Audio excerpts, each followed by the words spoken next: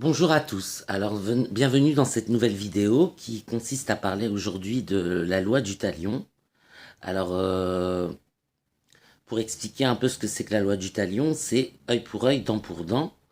Et c'était une loi qui était inscrite dans la Bible hébraïque, qui disait qu'il y aura œil pour œil et dent pour dent, qui a été pratiquée par les peuples concernés et qui a été accomplie par l'Évangile en disant moi, voici, je vous dis, il est écrit œil pour œil, dent pour dent, voici, je vous dis que si quelqu'un vous met un coup, vous devez tendre l'autre joue. Donc c'est le pardon qui est instauré par l'Évangile. Et donc il n'abolit pas la loi du talion, puisque finalement le Christ est crucifié.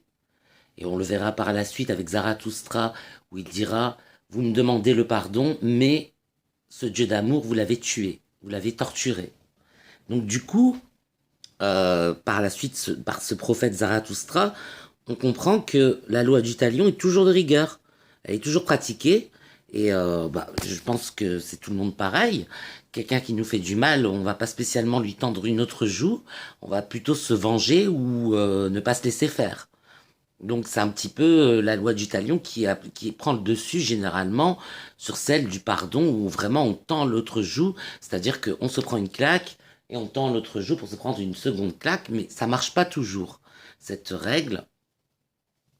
Autrement dit, au bout d'un moment, vous ne pouvez plus tendre l'autre joue, et donc la loi du talion est toujours de rigueur.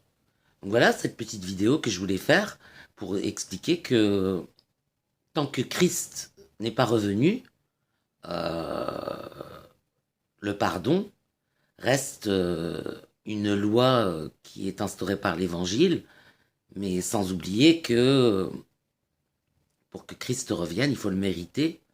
Et si on pratique encore la loi du talion, il ne reviendra peut-être pas. En tout cas, il faut le mériter pour qu'il revienne. Et donc, du coup, tendez l'autre joue si vous pouvez. N'ayez pas peur. Dieu est avec vous. Et si vous pratiquez l'Évangile, vous connaîtrez du bonheur dans votre vie.